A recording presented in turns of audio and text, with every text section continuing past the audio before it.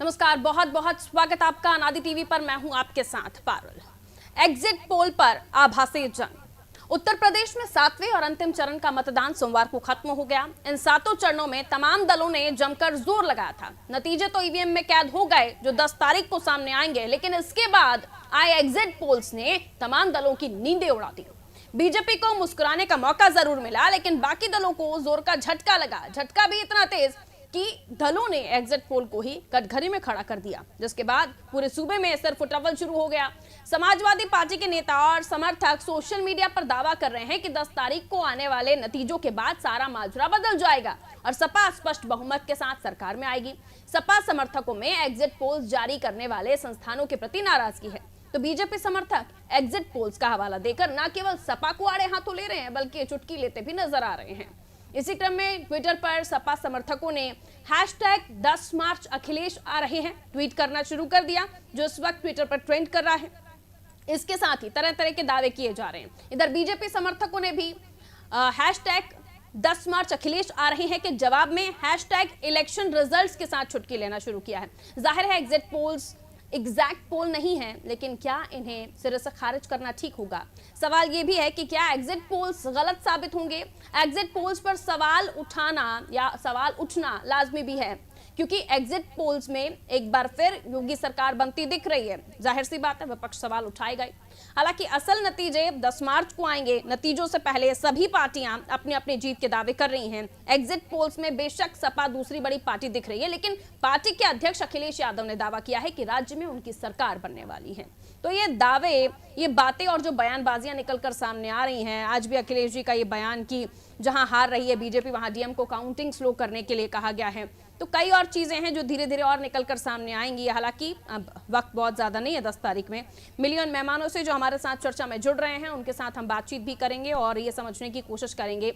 Exit poll exact पोल नहीं है, हम नहीं कह रहे, लेकिन 14 से ज्यादा एजेंसियों के सर्वे, जिनमें 11 से ज्यादा एजेंसीज कह रही हैं बीजेपी और कुछ एजेंसीज ऐसी हैं जो कह रही हैं सपा। तो कितना दम है एग्जिट पोल्स में, तो नतीजे बताएंगे, लेकिन इसे सिरे से नकारना क्या ठीक है? चंद्रेश कुमार जी हमारे साथ बने हुए हैं, कांग्रेस से चंद्रेश कुमार जी भी हमारे साथ जुड़ेंगे।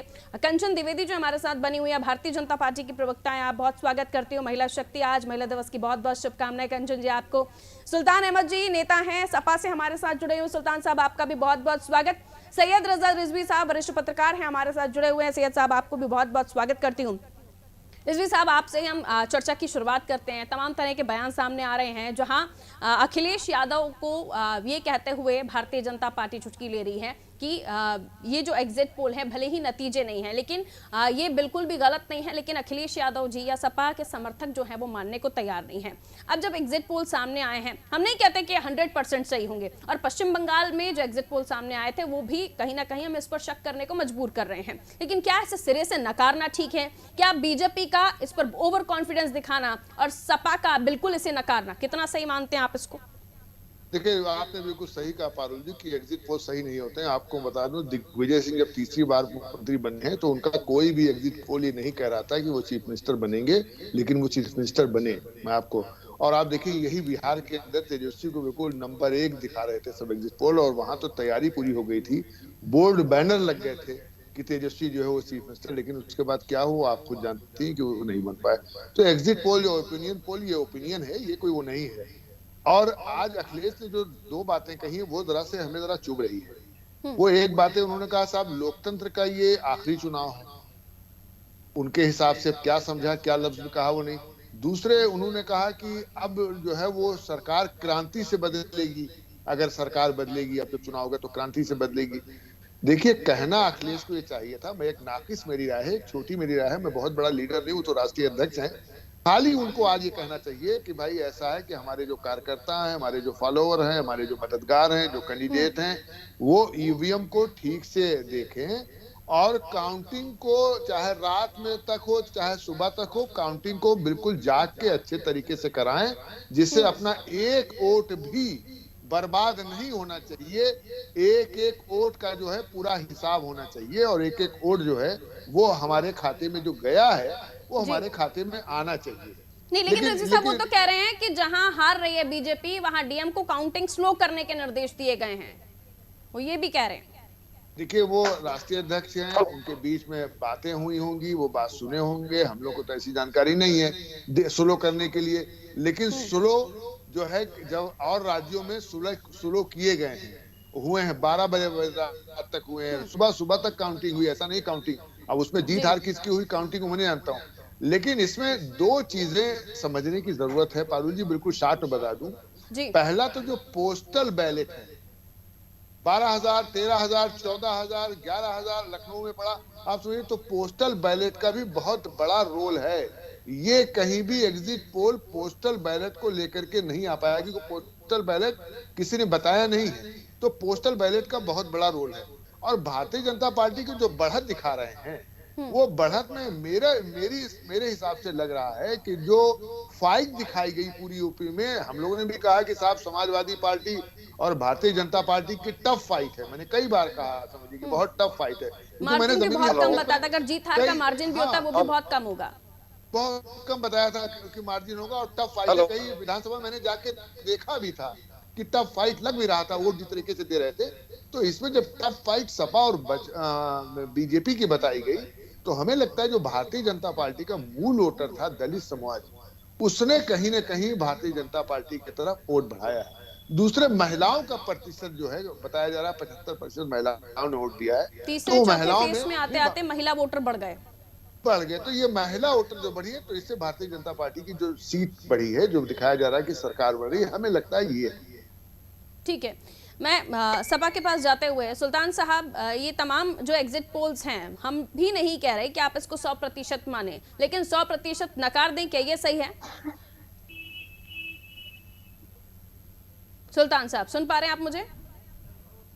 आवाज आ रही? जी सुल्तान अहमद जी बताइए। हाँ, मेरा इतना ही कहना है कि देखिए, तमाम जो मेन स्ट्रीम मीडिया है वो लगातार, वो चाहे सरकार के दबाव में, चाहे प्रशासन के दबाव में, किसान आंदोलन को भी इस तरीके से फायदेमंद बता रहा था। तमाम ऐसी स्कीमें जो बिल्कुल हम किसी दबाव में नहीं है सुल्तान साहब, किसी दबाव में नहीं बैठी हूँ मैं इस वक्त। पहले सुन लीजिए, किसी दबाव में नहीं बैठी हूँ मैं इस वक्त। और सिर्फ हमने जो 1.5-2 घंटे प्रोग्राम किया ना सर, उसमें हमने ये बिल्कुल नहीं कहा कि कौन सा एग्जिट पोल सही है कौन सा गलत। हमने तमाम एजेंसीज के एग्जिट पोल्स पर विश्लेषण किया। 11 एजेंसीज के एग्जिट पोल्स वो जो बीजेपी बता रहे हैं, और बाकियों के एग्जिट पोल्स वो जो आपको बता रहे हैं, यानी सपा को बता रहे हैं। तो हम किसी के दबाव में, मैं किसी के दबाव में सवाल नहीं पूछ रही हूँ। जितना तीखा सवाल आपसे होगा उतना ही तीखा सवाल कंचन जी से भी होगा। जी आप पूरी कर लीजिए। हेलो, प्रदीप तिवारी जी हमारे साथ कांग्रेस से जुड़ गए हैं। प्रदीप जी आवाज मिल रही है आपको? हेलो, प्रदीप तिवारी जी आवाज मिल रही है आपको? हेलो, आवाज मिल रही है? ठीक है सर, आप हमारे साथ जुड़ गए हैं, बहुत बहुत स्वागत करते हुए। सुल्तान जी बोल रहे हैं, मैं लौटूंगी आपके पास। प्रदीप जी, सुल्तान जी कहिए। मेरा बस इतना ही कहना है कि एग्जिट पोल एग्जैक्ट नहीं होता, ये आपने भी कह दिया है कई बार। जी बिल्कुल बिल्कुल। तमाम ऐसी बार हुआ है, बंगाल से लेकर पंजाब तक, या 2007 में ही यहाँ पे सत्ता परिवर्तन हुआ था, कोई नहीं कह रहा था कि वो पार्टी जो है सत्ता में आ रही है। तो ये एग्जिट पोल एग्जैक्ट नहीं है। 6 बजते ही क्या नाम है, सारे न्यूज चैनल में एक ही पट्टी चलती है, 248, 248, 240, 248। तो 6 बजने के बाद वो कौन से इनके सर्वे एजेंट थे जो तुरंत घर घर जा करके लोगों से पूछ करके आए और 6 बजे से ही चलाना शुरू कर दिया। यहाँ पर एक मतलब ये संदेह वाली बात है जिसको आप किसी भी एंगल से ले सकती है, लेकिन एक आम आदमी के एंगल से आप जरा सोचिए कि 6 बजे मतदान खत्म होता है यहाँ पे 7वें चरण का, 6:01 ठीक है, एक तो ही पट्टी अलग अलग चैनल्स का सर अलग अलग फेस को लेकर भी आकलन था, अलग अलग चरण को अलग अलग सीट को लेकर भी आकलन था। 1 महीने पहले का सर्वे होता है। मैं समझ गई सुल्तान साहब, आपका शक जायज है, आपका शक जायज है सुल्तान साहब। आखिरी के 24 घंटे में अपना मन बदला। मैं समझ गई, सुनिए ना सुल्तान साहब, सुल्तान जी सुनिए जरा, आपका शक जायज है, मैं अग्री करती हूँ उसको लेकर, लेकिन आप 100% नहीं नकार सकते ना। अलग अलग फेस पे अलग अलग चरण को लेकर भी विश्लेषण हुए हैं, और कुछ ऐसे भी एजेंसीज हैं जो आपकी पार्टी को सरकार बनाते हुए दिखा रहे हैं, तो उनको भी ना मानिएगा। नहीं, हम तो सिर्फ जनता की मानेंगे, वो भी 10 मार्च को। ये सारे जो ठीक है, और ये जो अखिलेश जी के बयान, जिसमें अभी रजा साहब भी बता रहे थे, ये बयान का थोड़ा सा मतलब बता दीजिए सुल्तान जी। आप सपा का पक्ष रखने बैठे हुए हैं कि क्रांति से बदलेगी सरकार, लोकतंत्र का आखिरी चुनाव है, फिर वो कह रहे हैं कि जहां बीजेपी हार रही है वहां डीएम को बोला है कि काउंटिंग स्लो करो। इन बयानों का मतलब क्या है? कौन सी क्रांति आएगी कि सरकार बदल जाएगी? अब की बार अगर किसी भी तरीके की तकनीकी गड़बड़ी होती है, भाजपा सरकार, क्योंकि वो जान चुके हैं कि हमारी जमीन उखड़ चुकी है, अब उनका आखिरी सहारा है कि तकनीकी खराबी से या अधिकारियों कर्मचारियों के दबाव से वो 2, 4, 6, 10 विधानसभाओं पे नहीं तो रख रहे हैं ना, दूरबीन से नजर रख रहे हैं, टेलीस्कोप, माइक्रोस्कोप सब लगा दीजिए, क्यों होगी तकनीकी दिक्कत? इतना तो विश्वास आपको चुनाव आयोग पर रखना चाहिए था ना। इलेक्शन कमीशन सेंट्रल गवर्नमेंट के कंट्रोल में है, वो कोई विपक्ष के कंट्रोल में नहीं होता। उनके नहीं तो फिर इलेक्शन से आपको तौबा कर लेना चाहिए था कि आपको पता था कि ये तो कंट्रोल चल रहा है ऊपर से, कैसे हम जीत पाएंगे? बिल्कुल पता। ये तो अब आप बचने वाली बात कर रहे हैं, अब आप बचने वाली बात कर रहे हैं सुल्तान अहमद जी, अब बचने वाली बात कर रहे हैं कि आपको कुछ सामने दिख रहा है, अब उससे कैसे जो मुंह खुला हुआ उसके मुंह में मैं ना जाऊं, कैसे बच जाऊं? ताकि वो उनके दबाव में आकर ना ना ना ना, ये तो अब ये उस टाइम आप बोलते ना तो बड़ा अच्छा लगता सुनने में। उनको भाजपा के अब आप बच रहे हैं, काम करे बस। अब आप पतली गली से निकलने की कोशिश कर रहे हैं कि हम 10 तारीख के बाद क्या कहेंगे या अभी से भूमिका बनाने की कोशिश कर रहे हैं, ये हो रहा है अब। ठीक है कंचन जी, इन तमाम चीजों का जवाब आपके पास क्या है बताइए? क्यों आखिर माने कि एग्जिट पोल से सही है और क्यों माने कि आपकी सरकार आ रही है? जी पारुल जी, पहले तो बहुत बहुत नमस्कार और आपके सभी पैनलिस्ट को मेरा बहुत बहुत नमस्कार। आज जैसा कि आपने बताया महिला दिवस है और मैं आपको भी बधाई दे रही हूँ, शुभकामनाएं दे रही हूँ, बाकी पूरे देश को भी। एक बात मैं आपको बता दूं, जहां पर जिस पार्टी में महिला शक्ति, क्योंकि आज महिला दिवस है मैं उस पर ही बात कर लेती हूँ, महिला शक्ति साथ में होती है ना तो जरूरी है, क्योंकि हमारा देश, हमारा भारत है वो मात्र शक्ति से चलने वाला है। क्योंकि हमारे यहाँ पर कहते हैं ना कि भारत माता होती है, तो इसलिए जब माता ही साथ में हो ना तो पार्टियां जीत जाती हैं। और क्यों ना हो भाई माता साथ में, जिन माताओं को, जिन बहनों को, जिन औरतों को सुविधाएं मिले, सुरक्षाएं मिले, हमारी सीएम के द्वारा जिन कन्याओं को सुमंगला योजना के द्वारा 9 लाख से ज्यादा महिलाएं अगर कन्याएं उसका लाभ पा रही हैं तो क्यों नहीं होंगी वो उनके साथ में। अगर जो हमारी मोमिन बहनें हैं, अगर उनको 3 तलाक से बचने का एक ऑप्शन मिल रहा है जो कभी वो सोच नहीं सकती थी, जिससे कि जिंदगियां बर्बाद हो जाती थी उन बहनों की हमारी, तो वो क्यों नहीं होंगी हमारे साथ में? बेशक होंगी वो साथ में। तो वही बात है, वो एक जगह पर बैठ करके जो हमारी पब्लिक है, जो हमारी जनता है, वो आपसे कुछ और बोल रही है और कर कुछ और रही है। क्योंकि महिलाओं की स्थिति हमेशा से वैसी रही है और आज भी है। तो 3 तलाक जैसी स्थिति के घर वाले, आप स्थिति समझ सकती हैं कि वहां पर लोग स्पष्ट नहीं बोल सकते, महिलाएं स्पष्ट नहीं बोल सकती। और यही मैं आपको दावे के साथ कह रही हूँ, वही महिलाएं जो सुरक्षित फील कर रही हैं हमारे शासन में, वही महिलाएं जो लड़कियां हैं जो अपने एहसास को कायम कर रही हैं कि नहीं, हमें हमारी सरकार में जो भारतीय जनता पार्टी उसमें आपको लगता है महिलाओं की वजह से एग्जिट पोल ने जिता दिया आपको? नहीं, एग्जिट पोल की मैं बात ही नहीं कर रही हूँ, मैं पूरे विकास की और ये पूरी सुविधाओं की बात कर रही हूँ। एग्जिट पोल ये तो जनता है ना, ये जनार्दन होती है। और एग्जिट पोल ठीक है, वो आपका अनुभव है, ये आपकी चीजें हैं, चैनल हैं, मैं बिल्कुल भी उनकी तरह अभिमान में नहीं जाऊंगी। जैसा कि ट्रेंड करने लगा है ना आपके तमाम कार्यकर्ता, जहां अखिलेश जी के लिए 10 मार्च अखिलेश आ रहे हैं, उस पर ही आप लोगों के रीट्वीट चल रहे हैं, हैशटैग इलेक्शन रिजल्ट्स, फिर चुटकियां ली जा रही हैं अलग अलग तरीके से। तो फिर जब मान ही नहीं रहे हैं उस चीज को तो फिर चुटकियां क्यों ले रहे हैं? नहीं, हमने ऐसा भी नहीं कहा कि हम मान नहीं रहे और हम ऐसा भी नहीं कह रहे हैं, क्योंकि हमें एक पूरा न्यायिक व्यवस्था के अनुसार जो हमें जनता देने वाली है, जो बिठाने वाली है, हम तभी मानेंगे। और फिर इतना भी क्या उछलना कूदना, क्योंकि जो हमें पता है, हमने जनता के साथ किया, हमें विश्वास है, तो हम उछलेंगे कूदेंगे नहीं। क्योंकि जो ये लोग उछलने कूदने लगे, इनको मालूम है कि वो हार रहे हैं, इसीलिए अब ईवीएम भी खराब हो रही है, सारी चीजों का बयान आने लगा है, जैसा कि आपने बताया, मुझे दोहराने की जरूरत और आवश्यकता नहीं है। तो ये आप सब समझ रहे हैं, ये चीजें यहीं से शुरू हो रही हैं और यहीं से होंगी। बाकी आप देख ही रहे हैं कि अभी ये बयान बदलने लगे। जब आप जीत जाते हो तब आपके लिए चुनाव आयोग सही होता है। जब आप जीत जाते हो तो आपको ईवीएम मशीन खराब नहीं दिखती है। जब आप हार जाते हो तो वही ईवीएम खराब होती है, वही चुनाव आयोग खराब होता है, वही सारी आपकी चीजें। आपको लगता है कि शासन सभी हमारे हक में है, जो हमारा विपक्ष है आपके हक में कुछ भी नहीं है। तो वही चीजें हैं, जब लोग जाने लगते हैं तो इल्जाम तो लगने ही लगने हैं। तो वही बात है कि हमें इल्जाम कबूल है, आप एकदम से इल्जाम लगाने के लिए तैयार रहिए और हम आपके सारे सवालों का जवाब देंगे, आपको संतुष्ट भी करेंगे। कोशिश ये है, लेकिन आप संतुष्ट नहीं होंगे क्योंकि एग्जिट पोल 100 सीटें कम भी कर रहे हैं मैडम, 100 सीटें कम भी कर रहे हैं, माताओं का आशीर्वाद थोड़ा कम हो गया अभी।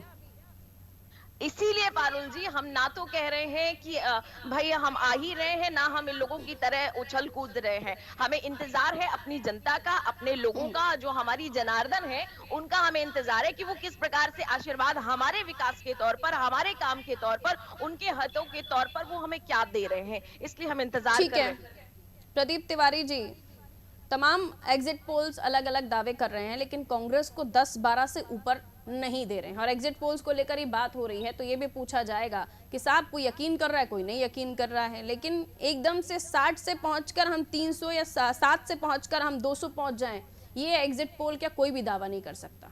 कहें सर। जी बिल्कुल, यस।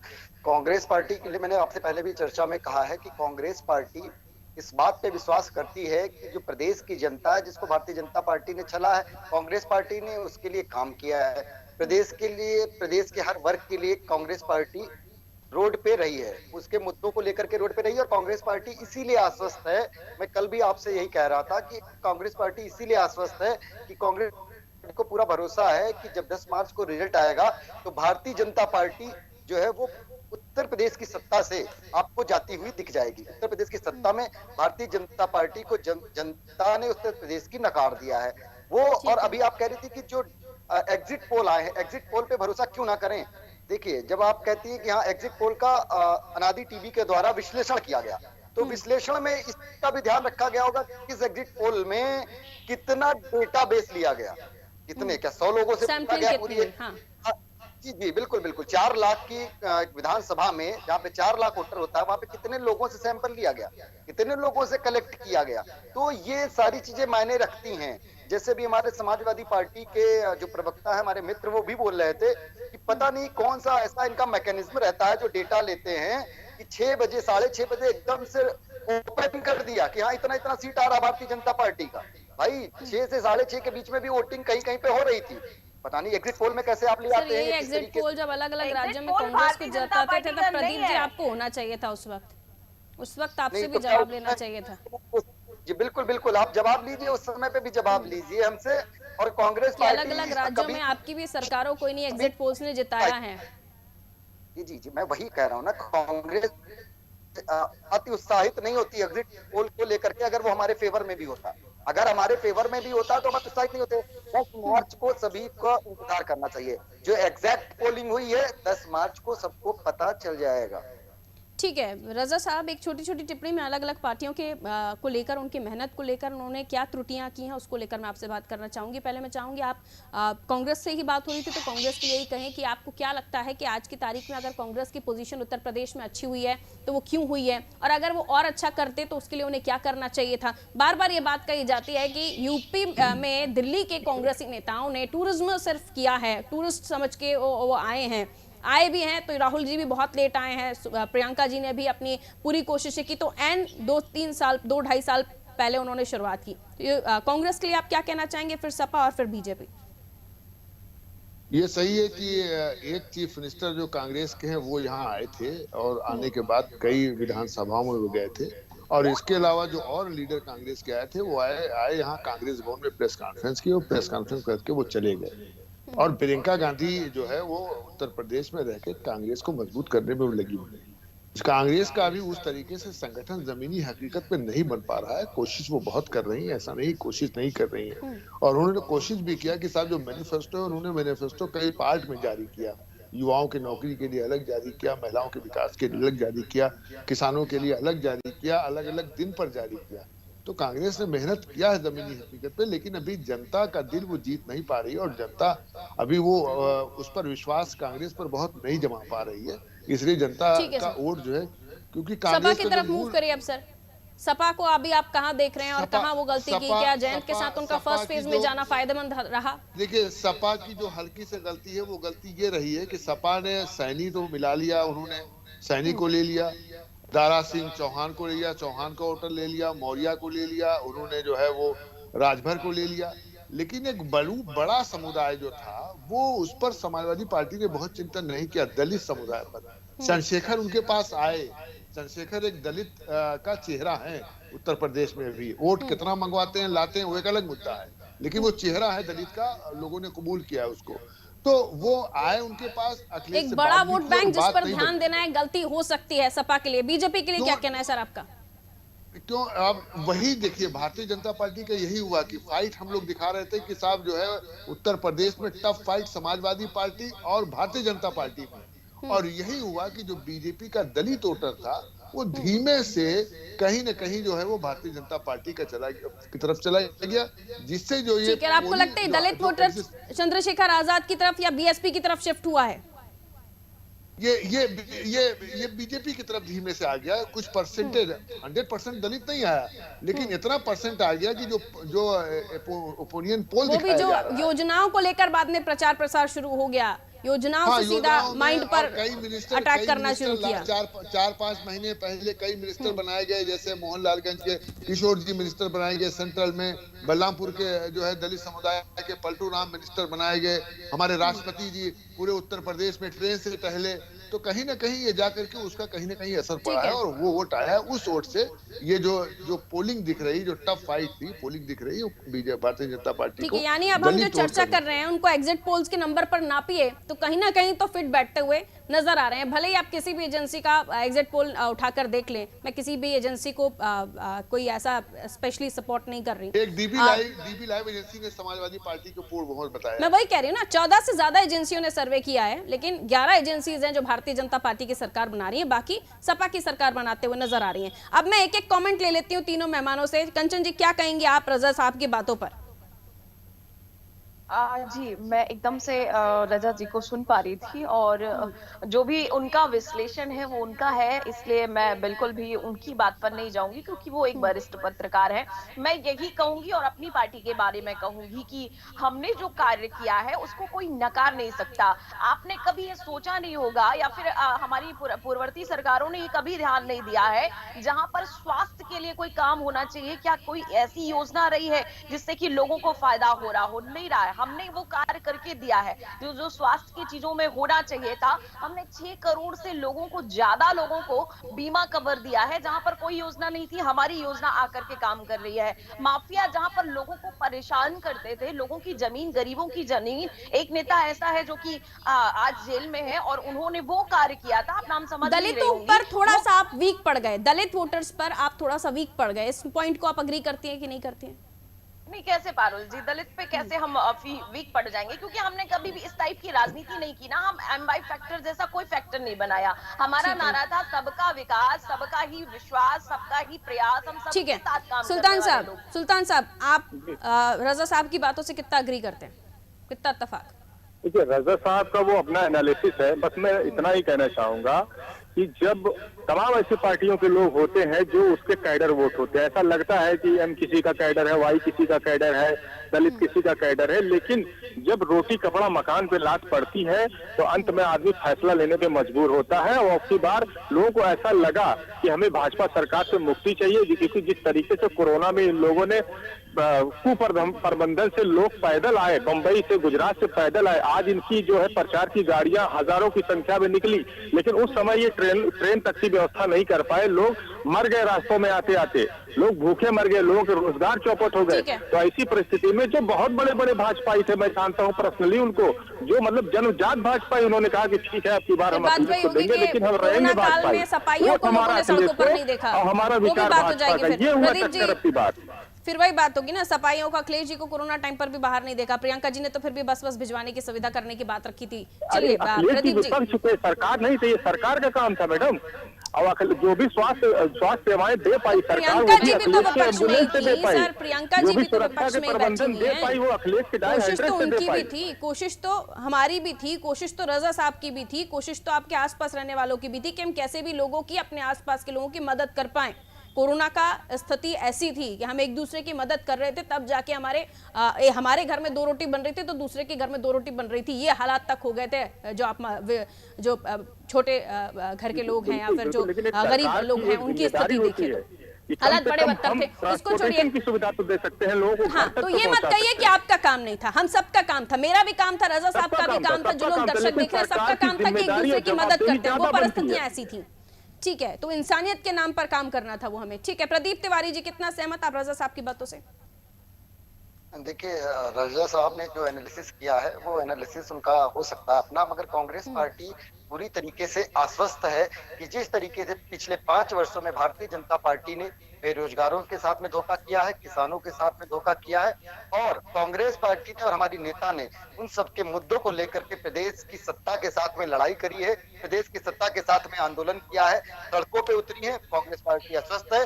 10 मार्च को भारतीय जनता पार्टी उत्तर प्रदेश से ठीक है, यानी आपके बकौल आप ये मान लिया जाए कि एग्जिट पोल पूरे के पूरे पलटने वाले हैं। ठीक है, बहुत बहुत शुक्रिया आप चारों मेहमानों का हमारे साथ चर्चा में जुड़ने के लिए। वक्त इतनी इजाजत देता था तो एग्जिट पोल को लेकर हम चर्चा कर रहे थे, अब इनको लेकर बयानबाजियां शुरू हो गई हैं। ट्विटर पर ट्रेंड कर रहा है 10 मार्च अखिलेश जी आ रहे हैं और उसका जवाब दे रहे हैं बीजेपी के समर्थक कि हैशटैग इलेक्शन रिजल्ट्स, और बड़ी बड़ी अच्छे से मजाक करते हुए चिटकियां ली जा रही हैं। लेकिन असल में नतीजे तो 10 तारीख को आएंगे, चाहे कोई उछले, चाहे कोई गाना गाए, चाहे कोई डांस करे, नतीजे ही बताएंगे कि किसको इजाजत है कि वो उछल कूद करे या फिर अपनी वाहवाही करे। लेकिन कुछ गलतियां हुई हैं पार्टियों से, फिर चाहे वो सत्ताधारी पार्टी भारतीय जनता पार्टी हो या फिर वो विपक्ष में बैठी सपा पार्टी हो या फिर वो बीएसपी हो या कांग्रेस हो, क्योंकि इनका जो इन्होंने एक्सपेक्टेशंस रखी थी या जो ये चाह रहे थे कि जनता से नहीं मिलेगा वो नहीं मिल पा रहा है। एग्जिट पोल्स तो यही बता रहे हैं। अभी नतीजों में तब्दील होंगे या नहीं इसको कहा नहीं जा सकता, लेकिन फिलहाल अगर इनका आकलन या विश्लेषण करें तो बीजेपी से भी गलतियां हुई और बीजेपी जो परफॉर्मेंस 2017 में की थी